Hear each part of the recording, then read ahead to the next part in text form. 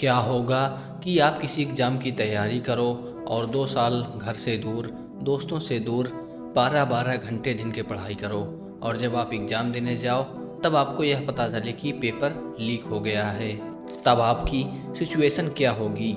आज इसी सिचुएशन को देश के करोड़ों बच्चे फेस कर रहे हैं, कुछ तो सुसाइड तक कर चुके हैं। आखिरकार क्यों इंडिया में एग्ज़ाम के क्वेश्चन पेपर्स लीक होते हैं, जिसकी वजह से लाखों बच्चों का करियर ख़त्म होने के कगार में है। और किसी भी एग्ज़ाम का, चाहे वह नीट का हो या फिर उत्तर प्रदेश पुलिस का ही क्यों ना हो, एग्ज़ाम का क्वेश्चन पेपर लीक कैसे होता है जानेंगे इस वीडियो में। इस बार के नीट 2024 के एग्ज़ाम के लिए 24 लाख से भी अधिक फॉर्म भरे गए थे और नीट का पेपर लीक होने के बाद लाखों बच्चों का करियर दांव में लगा हुआ है। सेम इसी तरह उत्तर प्रदेश पुलिस वैकेंसी में 50 लाख से भी अधिक लोगों ने आवेदन किया था और इस वैकेंसी का भी पेपर लीक हुआ था। एक दो सेट नहीं, जितने भी क्वेश्चन पेपर बनाए गए थे एग्ज़ाम करवाने के लिए, सारे के सारे सेट टेलीग्राम पर फ्री में अवेलेबल थे एग्ज़ाम से पहले। बात सिर्फ ये नहीं है कि पेपर लीक हुआ था, बात यह है कि लाखों बच्चों का करियर दांव में लग गया था। लेकिन अच्छी बात यह है कि उत्तर प्रदेश सरकार ने इस पर तुरंत एक्शन लिया और पेपर को रद्द कर दिया और फिर से पेपर कराने का निर्णय लिया। अब ज़रा आप इमेजिन करिए कि पेपर इतने बड़े लेवल पर न लीक होता तब क्या होता। जाहिर सी बात है, एक बार फिर से वो लोग जिनके पास पैसा है उनका सिलेक्शन हो जाता और जिन्होंने पढ़ाई के लिए दिन रात एक कर दी है और वैकेंसी का सालों इंतज़ार किया है, उनका करियर कुछ चंद इन पैसे वालों की वजह से ख़त्म हो जाता। क्योंकि जब ऐसा होता है, किसी एग्ज़ाम का क्वेश्चन पेपर लीक हो जाता है, तो न सिर्फ क्वेश्चन पेपर लीक होता है बल्कि उस बच्चे का जिसने एग्ज़ाम को क्लियर करने के लिए दिन रात एक कर दी है, खूब पढ़ाई की है, उसका भरोसा सिस्टम के ऊपर से उठ जाता है। और भले ही पेपर दोबारा हो जाए, लेकिन उसके मन में ये बात ज़रूर बैठ जाती है कि क्वेश्चन पेपर लीक होता है और जिनके पास पैसा है वो उस क्वेश्चन पेपर को ख़रीदती हैं। और ये चीज़ें सोचकर कुछ बच्चे तो एग्ज़ाम की प्रिपरेशन करना ही बंद कर देते हैं और अपने करियर को ख़त्म कर लेते हैं। आज इंडिया में बड़े से बड़े एग्ज़ाम का, छोटे से छोटे एग्ज़ाम का क्वेश्चन पेपर लीक होता है और ये पेपर लीक करने वाले कहीं बाहर के लोग नहीं होते, ये वही सिस्टम के लोग होते हैं जो इस एग्ज़ाम में इन्वॉल्व होते हैं, जो ऊपर के लोग होते हैं।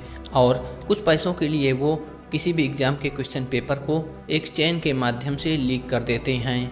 और वो लोग क्वेश्चन पेपर को एक चेन के माध्यम से इसलिए लीक करते हैं ताकि वह पकड़े ना जाए। हालांकि जब किसी भी एग्ज़ाम का क्वेश्चन पेपर लीक होता है तो इसके ऊपर एक्शन भी होता है और वो लोग ज़रूर पकड़े जाते हैं जो इसके चेहरे होते हैं या फिर जो चैन का हिस्सा होते हैं, जो नीचे के लोग होते हैं। वो लोग जो इसे कंट्रोल करते हैं वो कभी नहीं पकड़े जाते।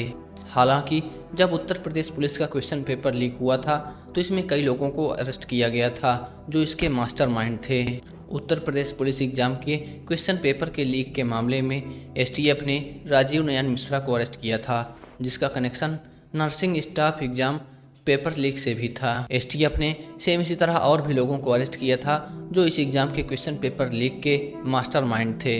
रवि अत्री, राहुल मिश्रा, जो कि खुद उत्तर प्रदेश पुलिस में कांस्टेबल हैं। अब आप यहीं से ये समझ सकते हैं कि एक कांस्टेबल के एग्ज़ाम का पेपर एक कांस्टेबल लीक कर सकता है, तो फिर वो जो इसके हेड में बैठे हुए हैं वो क्या क्या कर सकते हैं। लेकिन एक बात के लिए मैं उत्तर प्रदेश की सरकार को धन्यवाद कहना चाहूँगा, क्योंकि उत्तर प्रदेश में कोई भी कांड हो, उत्तर प्रदेश सरकार उस पर एक्शन तुरंत लेती है। ये एक बहुत ही अच्छी बात है, क्योंकि कोई भी कांड होने के बाद जब सरकार या फिर पुलिस जब उस पर तुरंत एक्शन लेती है तो वो लोग डरते हैं जो ऐसा क्राइम करते हैं, जो ऐसी चीज़ें करते हैं। लेकिन सही मायने में देखा जाए तो ये इसका सही सल्यूशन नहीं है कि किसी एग्ज़ाम का पेपर लीक होने के बाद एग्ज़ाम को रद्द कर दिया जाए या फिर एग्ज़ाम को दोबारा कराया जाए। लेकिन सही सॉल्यूशन यह है कि कुछ ऐसा सिस्टम लाया जाए जिससे उस एग्ज़ाम का क्वेश्चन पेपर लीक ही ना हो, या फिर एग्ज़ाम के क्वेश्चन पेपर को लीक करना एकदम इम्पॉसिबल हो जाए। क्योंकि भले ही किसी एग्ज़ाम का क्वेश्चन पेपर लीक होने के बाद उस एग्ज़ाम को दोबारा करा दिया जाए, इस प्रोसेस में होता क्या है कि समय और पैसा दोनों वेस्ट होता है। एक ही प्रोसेस को बार बार करना होता है और ख़ासकर उन बच्चों का जो एग्ज़ाम देने के बाद यह सोचते हैं कि एग्ज़ाम देने के बाद एंजॉय करेंगे, या फिर उन बच्चों का जिनका पेपर ख़राब जाता है वो यह सोचते हैं कि रिज़ल्ट आने के बाद अपनी तैयारी फिर से शुरू करेंगे। उनका जो समय बहुत ज़्यादा इस चीज़ में वेस्ट होता है, क्योंकि जब पेपर लीक होता है तो उनको टेंशन होती है और यदि एजेंसीज के द्वारा कुछ एक्शन नहीं लिया जाता, जैसे नीट के केस में हो रहा है। एनटीए कुछ बड़ा एक्शन नहीं ले रही है। अब जिन बच्चों ने एग्ज़ाम दिया है और जिनका एग्ज़ाम अच्छा भी गया है या फिर जिन बच्चों का एग्ज़ाम ख़राब गया है, वह इस चीज़ के टेंशन में है कि पेपर लीक हुआ है और एग्ज़ाम का जो रिज़ल्ट है वह काफ़ी ख़राब आया है, क्योंकि पेपर लीक होने की वजह से जो कट ऑफ है वो काफ़ी ज़्यादा हाई चली गई थी और ग्रेस मार्क की वजह से भी काफ़ी ज़्यादा लफड़ा हुआ। साथ ही में उन बच्चों का काफ़ी ज़्यादा समय वेस्ट हो रहा है। इन सभी चीज़ों में बच्चे प्रोटेस्ट कर रहे हैं कि उनको न्याय मिले, एनटीए फिर से नीट का एग्ज़ाम कराए, लेकिन एनटीए इस पर कुछ एक्शन नहीं ले रहा है, जिसकी वजह से बच्चों का भी समय काफ़ी ज़्यादा वेस्ट हो रहा है। आज इसी चीज़ को देखते हुए पेपर लीक को रोकने के लिए उत्तर प्रदेश सरकार ने एक बहुत ही बड़ा कदम उठाया है और एक नई परीक्षा नीति बनाई है जिससे पेपर लीक रोका जा सके। इस नीति के अनुसार एग्ज़ाम के लिए एग्जामिनेशन सेंटर का चुनाव सीक्रेट तरीके से किया जाएगा। एग्जामिनेशन सेंटर रेलवे स्टेशन से और कोषागार से 10 किलोमीटर के अंदर रहेगा। 3 साल का एग्ज़ाम कराने का एक्सपीरियंस जिन एग्जामिनेशन सेंटर के पास होगा, केवल उन्हीं को सिलेक्ट किया जाएगा एग्ज़ाम कराने के लिए। किसी भी एग्ज़ाम का क्वेश्चन पेपर 2 या उससे अधिक सेट में बनाया जाएगा और हर सेट के क्वेश्चन पेपर को अलग अलग एजेंसीज द्वारा बनवाया जाएगा और किस सेट का क्वेश्चन पेपर एग्ज़ाम में इस्तेमाल किया जाएगा ये परीक्षा से 5 घंटे पहले तय किया जाएगा। साथ ही में किस निरीक्षक की ड्यूटी एग्जामिनेशन सेंटर में किस क्लास में लगेगी, ये उसको ठीक एग्ज़ाम से 30 मिनट पहले बताया जाएगा। उत्तर प्रदेश सरकार ने ऐसे और भी कई कदम उठाए हैं एग्ज़ाम फ्रॉड को रोकने के लिए और क्वेश्चन पेपर को लीक होने से रोकने के लिए।